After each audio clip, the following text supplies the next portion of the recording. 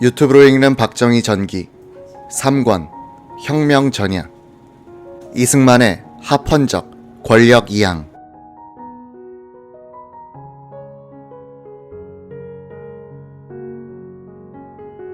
경무대 후원에서 학생 대표들과 이야기하고 있는 이승만 대통령에게 미국 메카나기 대사가 오셨습니다 라는 전갈이 왔다. 대통령은 기다리라고 해 라고 한 뒤 대화를 계속했다. 대통령은 국민이 원한다면 물러나야지라고 되낸 뒤 학생들에게 그러면 앞으로는 어떻게 해야 한다고 생각하는가 라고 물었다. 고려대 학생 유일나는 경무대로 오는 차 안에서 안내하던 이모 준장이 하던 말이 생각나 이렇게 말했다. 이집트의 나세르를 아시지 않습니까? 우리는 적과 대치 중이므로 2년 정도 군정을 실시해 질서를 회복한 다음 민간 정부를 출범시키면 될 것입니다. 유군이 배석하고 있던 송효찬 계엄사령관을 쳐다보니 괜한 오해를 받게 되었다는 표정이었고 신임 외무장관 허정은 고개를 흔들고 있었다.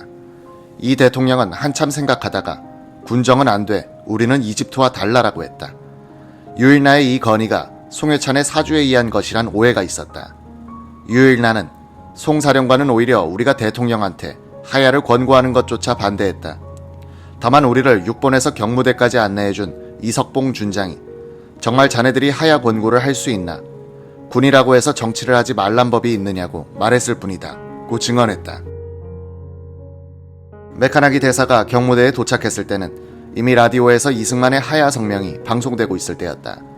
메카나기 대사가 이승만에게 하야를 권고하여 결심을 하도록 했다는 통설은 완전히 엉터리다. 오전 10시 40분부터 시작된 대사와 대통령의 면담에는 김정열, 허정이 배석했다. 메카나기 대사는 당초에는 미국 정부에 강경한 압력을 전달하려고 했는데 하야 성명이 나가는 바람에 성명서 내용을 확인하는 대화로 바뀌었다. 김정열 장관이 옆에서 보충 설명을 많이 했다. 김 장관은 미국 정부가 빨리 이 성명을 지지해 질서를 회복하는 데 도와달라고 요청했다. 메카나기 대사는 우리는 각하를 한국의 조지 워싱턴으로 생각한다고 말했다. 그는 이어서 우리는 각하가 역사에서 합당한 위치와 명예를 지킬 수 있도록 돕고 싶다 라고 했다. 김정열 회고록에 따르면 이 말을 듣고 있던 이승만은 천장을 바라보면서 우리말로 저 사람 무슨 잠꼬대야 라고 혼잣말을 하더라고 한다. 메카나기 대사가 국무부로 보낸 면담 보고서엔 이승만 대통령은 미국 측의 배려와 관심에 감사했다고 적혀 있지만 국군은 이승만의 하야에 결정적인 영향력을 행사했다. 군은 계엄령 하에서 질서를 유지하는 임무를 맡게 되자 시위 진압을 포기하고 발포를 하지 않았다. 계엄군은 붙들린 시위 학생은 풀어주고 고문 경찰관들은 잡아넣었다. 군심이 민심과 맞물려 돌아가고 정권을 지탱하던 유일한 물리력 경찰은 계엄군에 의해서 무력화돼 버렸다. 4월 26일 오전에 이승만의 하야 성명이 없었더라면 군에 봉기가 있었을 것이란 주장도 있다. 당시 일군 사령관 유재흥 중장의 비서실장은 정승화 대령이었다. 그는 이렇게 회고했다. 1군 사령부의 장교들이 계엄군으로 투입된 1군 산하 15사단 병력의 지휘관들에게 개인적으로 전화를 걸어 절대로 발포해선 안 된다고 부탁할 정도였습니다. 민기식 부사령관이 이 사태에 대한 1군의 태도를 결정하자고 사령관에게 건의해 26일 아침에 군단장 회의가 열렸습니다.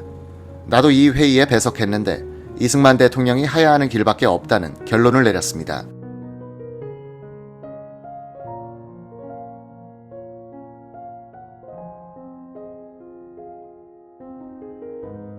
이 결의를 미군 수석 고문과 김종호 육군 참모차장에게 전달하는 한편 이 요구가 받아들여지지 않을 때에 대비한 일종의 후보 계획도 마련했습니다. 이종찬 육군대학 총장을 진해에서 모셔와서 지도자로 옹립한다는 것이었는데 내가 이 장군을 태우러 갈 경비행기를 준비시켰습니다. 석 달 전부터 거사 계획을 꾸미고 있던 박정희도 한때 이종찬을 지도자로 모실 생각을 했었다. 육군대학 부총장으로 있던 김재규에게 이 총장의 동참 의사를 타진해달라고 부탁했다. 박정희와는 육사 2기 동기이자 고향 후배인 김재규는 얼마 뒤 이 총장을 관찰해보니 혁명에 가담할 뿐이 아니다는 답을 해왔다. 많은 장교들이 이종찬을 그런 일의 지도자로 생각하고 있었으나 그는 존경을 받기는 원해도 쿠데타 같은 일에 직접 나서서 모험을 할 사람은 아니었다. 김정열은 생전에 이 대통령의 하야를 내가 건의했다느니 미국의 압력 때문이라느니 하는 이야기가 있지만 그것은 이 박사를 욕되게 하는 일이다 면서 진상을 가장 잘 아는 자신이 언젠가는 기록을 남기겠다고 말하곤 했다. 그의 사후에 나온 회고록에 그때 상황이 실감있게 묘사되어 있는데 이 기록에는 중요한 비화가 한 토막 있다. 이승만의 하야 성명이 나온 다음날 김정렬은 육본으로 가서 송효찬 참모총장과 이야기를 나누고 있었다. 이때 총장 부관 김운용 소령이 들어오더니 미군 군사고문단장 하우즈 장군이 편지를 보내왔다고 했다. 송 장군이 읽어보라고 했다. 김 소령이 즉석에서 번역해 읽어내려가는데 내용이 심상치 않았다. 김정렬이 편지를 가져오라고 해 원문을 읽었다. 8군 사령관의 명을 받들어 라고 북이돼 있는 편지였다. 여기에는 대단한 변동을 겪고 있는 한국에서 미국 정부는 앞으로 송효찬 장군을 수반으로 하는 정부를 적극적으로 지원할 것이다 라고 적혀 있었다는 것이다. 김 장관은 송효찬을 쳐다보고 물었다. 송 장군 어떻게 생각하시오? 아이고 만고 역적이 되게요. 김정렬은 회고록에서 긴장된 송 장군의 얼굴에서는 내심 좋아하는 듯한 표정이 어쩔 수 없이 새어나오고 있었다고 썼다. 김정렬은 다시 예기치 않은 역사의 소용돌이가 내 앞으로 다가와 내 손을 잡아끄는 기분을 느끼면서 맥그루더 8군 사령관을 찾아갔다고 한다. 그 편지는 펜타곤의 의도요, 국무성의 의도요, 아니면 당신들이 여기서 멋대로 만든 것이요? 그야 국무성의 의도죠. 아니 미국은 문민 우위의 원칙을 견지하고 있는 나라인데 어떻게 군인이 수반이 되는 정부를 지원하겠다고 하시오? 국무성의 지시라고 하지만 여기서 그런 보고를 올리니 그런 지시가 내려온 것 아닙니까? 맥그루더 사령관이 메카나기 대사에게 전화를 걸어주었다. 김정렬은 대사에게 곧 거기로 가겠다고 했다.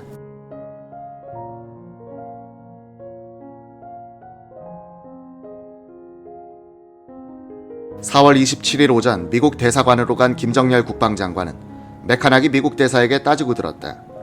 미국 정부가 민주주의를 표방한다면서 군인이 수반이 되는 정부를 지원한다는 것은 있을 수 없는 일이요. 이게 도대체 어떻게 된 일이요? 아니 지금 한국 상황에서 다른 대안이 있는 겁니까? 지금 허정 씨를 외무장관으로 임명해 과도 정부의 수반으로 사태를 해결하도록 다 되어 있는데 이것을 뒤엎고 송효찬 장군에게 정권을 잡으라는 투로 의사를 전달하니 이게 말이나 되는 일이요. 하지만 나는 허정 씨를 모릅니다. 당신이 허정 씨를 모르는 것이 미국 측이 이런 결정을 내리게 한 원인이요. 그렇지는 않습니다. 미국은 민간 정부를 원하고 있지만 현 단계에서는 송효찬 장군을 수반으로 한 정부가 당분간 소요 사태를 진정시키는 것이 현명하다고 판단했을 따름입니다. 그렇게 하면 미국 역사상 5점으로 남을 것이요. 이 정책을 수정할 여지는 있소. 오늘 전보를 쳐서 다른 훈령을 받기를 요청하면 가능할 겁니다. 김정렬 장관은 허정에 대해서 호의적으로 소개를 하고는 미국 정부가 허정 과도 정부를 지지하는 성명을 내줄 것을 요망했다. 메카나기 대사는 알았소. 그러면 본국에 다시 보고서를 올려 새로운 훈령을 받아보기로 하겠소. 라고 약속했다. 미국은 1952년 부산 정치 파동 때부터 이승만 정권이 무너지면 한국군의 육군 참모총장을 내세워 질서를 유지하도록 한다는 비상계획을 유지하고 있었다. 메카나기 대사와 맥그루더 8군 사령관은 이런 비상계획에 따라 송효찬 참모총장 겸 계엄사령관을 과도정부 수반으로 밀려다가 이승만의 합헌적 권력 이양으로 해서 제동이 걸린 것으로 추정된다. 박정희 군수기지 사령관이 계엄사무소장으로 있던 부산에서는 이승만 하야 방송이 퍼진 26일 오후부터 축제 같은 일대 혼란에 휩싸였다. 시위대는 수많은 트럭과 버스를 빼앗아 타고 시내를 질주했다. 시외로 나가다가 차가 뒤집혀 떼죽음을 당하기도 했다. 시민들은 큰 길로 몰려나와 정권이 뒤집어지는 현장의 흥분을 체험하려 했다. 당시 중학교 2학년생이던 기자도 그 구경꾼들 사이에 있었다. 부산진역 앞 동부산 경찰서는 모든 경찰관들이 달아나버린 상태에서 시위대의 수중으로 넘어갔다. 시위대는 경찰서에서 탈취한 서류를 길바닥에 내동댕이 치고 뿌렸다. 대로를 허옇게 덮을 정도로 서류들이 흩어졌다. 끝도 없이 밀려오는 트럭 대열에는 시위대가 빼곡히 타고 있었다. 제지하는 군인은 보이지 않았다. 군인들도 경찰과 함께 철수한 것이 아닌가 하는 생각이 들 정도였다. 군인도 경찰도 아무도 제지하지 않는 데모의 자유 속에서 시민들은 정권이 뒤집어지는 쾌감을 맛보고 있었다. 일단의 시위대는 경남도청으로 몰려갔다. 신도성 지사를 잡아라 하고 함성을 지르면서 도청을 포위한 시위대를 향해서 헌병들을 태운 트럭이 달려왔다. 박정희 소장은 병력을 도청 주변에 배치한 뒤 덮개를 걷은 지프로 올라갔다. 예복 차림이었다. 박정희는 확성기를 잡더니 침착하게 연설하기 시작했다.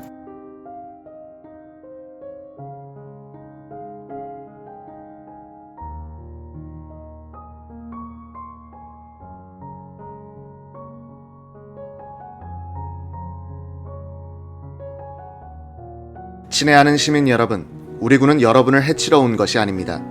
이 앞에 보이는 군인들과 장갑차는 여러분의 피땀이 스며 있는 세금으로 지어진 이 도청과 귀중한 국가재산을 지키려고 온 것입니다. 여러분, 냉정해 주십시오. 우리가 싫어하던 이승만 부패 정권은 물러갔습니다. 우리 다 같이 만세를 부릅시다. 박 소장은 시위대와 함께 만세 삼창을 했다. 만세를 부르고 난 시위대는 그만 돌 던질 마음이 사라져버려 자진해산하고 말았다. 박정희는 이날 오후 경고문을 발표했다. 야간 통행금지 시간을 저녁 7시부터 다음날 5시까지로 연장한다. 군 및 보도용 차량을 제외한 모든 차량의 통행을 무조건 금지한다. 폭행, 방화범은 계엄법에 의거해 처단한다. 시위 중 입수한 무기나 흉기는 즉시 당국에 신고하라. 유언비어를 유포하지 말라. 파괴와 약탈, 방화를 일삼는 불량배와 깡패들은 백만 시민 스스로가 철저히 단속해 주길 바란다. 시민은 주권을 찾았으니 흥분된 마음을 질서 회복에 돌려주길 바란다. 박정희 소장은 신해 전 경찰서가 경찰관들의 피신으로 마비 상태에 빠지자 임시경찰을 편성했다. 소령급 장교들을 경찰서장으로, 소위와 중위를 파출소장으로 임명했다. 부산대학교 등 5개 대학교 학생 대표들을 불러 각 대학별로 6개 경찰서를 맡아 학생들이 치안을 유지해 주도록 했다. 부산대학 총학생회장 이동용은 박정희 사령관을 보는 순간 대추방망이를 연상했다. 박정희는 학생회 간부들에게 다과회를 마련해주면서 질서 유지를 위해 군을 도와달라고 부탁했다. 박정희는 이동용을 문화방송으로 보내 내일 아침 9시까지 대학생들은 부산시청 앞에 집합하라. 질서 유지에 우리가 나서자는 방송을 하도록 했다.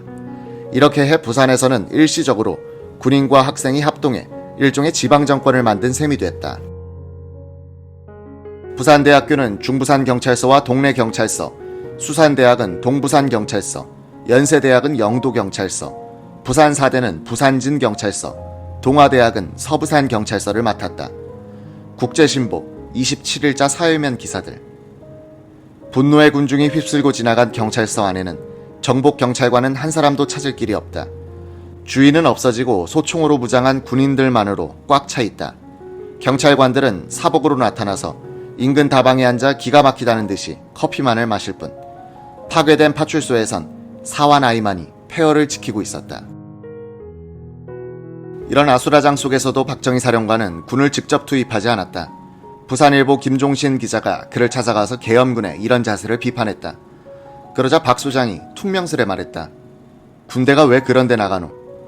군대가 국민의 재산을 지켜줘야 할 것 아닙니까? 지금 내보내면 군대와 민간인 사이에서 불상사만 난다고. 부산일보 사장이자 유명한 기업인인 김지태의 집도 시위대로부터 위협을 받았다. 김종신은 박정희를 찾아가 헌병을 보내달라고 부탁했다. 안 돼. 그런 사람은 혼 좀 나봐야 돼. 할 수 없이 김종신은 개인적으로 친한 헌병대장에게 부탁해 도움을 받을 수 있었다.